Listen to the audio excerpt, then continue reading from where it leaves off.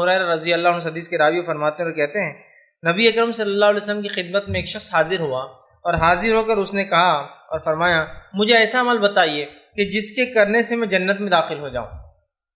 مجھے کوئی ایک ایسا عمل بتا دیجیے آپ اللہ کے رسول صلی اللہ علیہ وسلم جس کو اگر میں کر لوں تو میں جنت میں داخل ہو جاؤں۔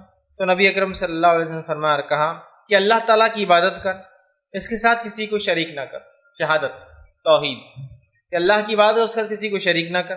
دوسرا فرمایا اور کہا کہ فرض نماز قائم کر، پھر فرمایا اور اس کے بعد رمضان مبارک کے روزے رکھ، اور اس کے بعد فرمایا اس شخص نے کہا رمضان کے جو ہے روزے رکھ یہ اللہ کے رسول صلی اللہ علیہ وسلم، اور فرمایا آگے زکوٰۃ ادا کر۔ جب یہ باتیں آپ نے فرما دی، چار باتیں، تو شخص نے کہا اللہ کے رسول صلی اللہ علیہ وسلم قسم اس ذات کی جس کے ہاتھ میں میری جان ہے، اللہ کی قسم میں اس سے ایک کام بھی زیادہ یا ایک کام بھی کم نہیں کروں گا، مطلب میں اللہ کے ساتھ کسی کو شریک نہیں کروں گا، توحید پر رہوں گا، میں نماز قائم کروں گا، زکوٰۃ دوں گا اور روزے رکھوں گا۔ اور یہ کہہ کر وہ یہ وعدہ کر کے چلا گیا۔ نبی اکرم صلی اللہ علیہ وسلم حدیث میں آتا مسکرائے، مسکرا کر صحابہ سے کہا کیا تم میں کوئی شخص جنتی دیکھنا چاہتا ہے؟ تو صحابہ نے کہا ہاں ہم دیکھنا چاہتے ہیں۔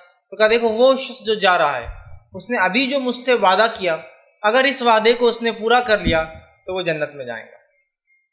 کہ وہ شخص اس نے چار وعدے کیے تھے، توحید پر رہیں گا، شرک نہیں کریں گا، نماز قائم کریں گا، زکوٰۃ دیں گا اور روزہ رکھیں گا، چار وعدے کیے تھے۔ ابھی حج فرض نہیں ہوتا یاد رکھیے، اس لیے چار باتیں اس سے کہی تھی، اور آپ نے فرمایا اگر وہ چار باتوں کو پورا کر لیتا ہے تو وہ کہاں جائیں گا؟ جنت میں۔ اور اس شخص نے آ کر سوال بھی کیا تھا، مجھے ایسا عمل بتائیے اس سے کرنے کی وجہ سے میں کہاں چلے جاؤں؟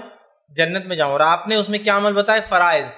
تو اس سے پتہ چلتا ہے کوئی شخص فرائض کو ادا نہ کرے تو جنت کا مستحق بھی نہیں ہو سکتا۔ یہ بات میں اس لیے کہہ رہا ہوں کہ بہت سارے لوگ فرائض پہ جو عمل نہیں کرتے اور پتہ نہیں کیا کیا زندگی میں بھر لیا، اور یہ دعوے دار ہے کہ وہ جنت کے حقدار ہے۔ یہاں اس شخص نے پوچھا جنت میں داخل ہو جاؤں، آپ یہ نہیں کہا کہ تو نفل نمازیں پڑھ، کہا فرض نماز پڑھ، صدقات دے، زکوٰۃ دے، کا فرض جو ہوتا ہے۔ اسی طرح آپ نے یہ نہیں کہا کہ نفلی روزے رکھ، فرض روزے رکھ رمضان کے، ہے نا؟ تو یہ چیزیں بتائی۔ اب یہاں معاملہ یہ کہ جنت کے دعوے دار اللہ کے ساتھ شرک کرتے ہیں، نماز چھوڑ بیٹھے ہیں، اور روزہ تو کبھی سوچی مت، اس لیے کہ اتنے کھانے لگتے ہیں کھانے کو کہ جس کی کوئی انتہا نہیں۔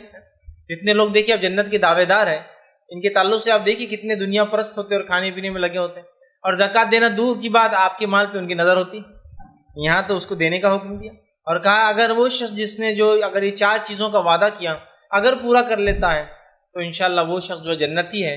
صحابہ سے کہا جنتی دیکھنا چاہتے ہو تو اس کو دیکھ لو، جو وعدہ کیا پورا کر دے تو جنت میں جائے۔ سمجھ رہے ہیں ہم بات کو؟ کتنی اہم چیزیں فرض عبادتیں، اور فرض عبادتوں سے زیادہ جو ہے اللہ سے قریب کرنے والی کوئی چیز نہیں ہو سکتی، یاد رکھیں۔ بہت سے لوگ فرض عبادتیں نہیں کرتے اور اللہ سے قریب ہونے کے دعوے دار، یہ ہو ہی نہیں سکتا۔ اب آئیے اس مہینے کی یہ